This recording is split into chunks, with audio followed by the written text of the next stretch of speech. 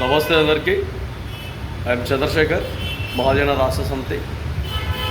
ఈ మధ్యకాలంలో రాష్ట్రాలలో దొంగలు ఎక్కువ అవుతున్నారు, దోపిడీలు జరుగుతున్నాయి అంటే పూర్తి బాధ్యత ప్రభుత్వానిదే. ఎందుకు ఈ ప్రభుత్వానిదే బాధ్యత అంటే ప్రభుత్వ నిర్లక్ష్య వైఖరి.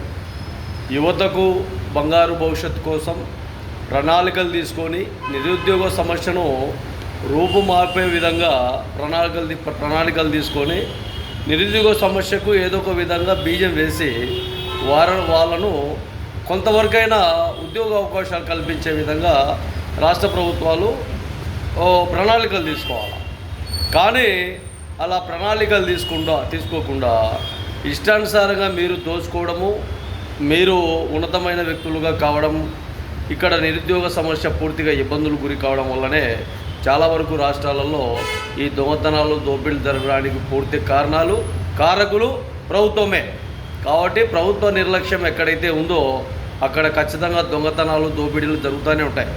కాబట్టి ఖచ్చితంగా ఈ విషయాన్ని పరిగణనలో తీసుకోండి. రాష్ట్ర ప్రభుత్వాలు, కేంద్ర ప్రభుత్వాలు కొంతవరకైనా నిరుద్యోగ సమస్యను ఖచ్చితంగా కట్టడి చేసే విధంగా ప్రణాళికలు తీసుకొని వాళ్ళకు ఉద్యోగ అవకాశాలు వచ్చే విధంగా చూడండి.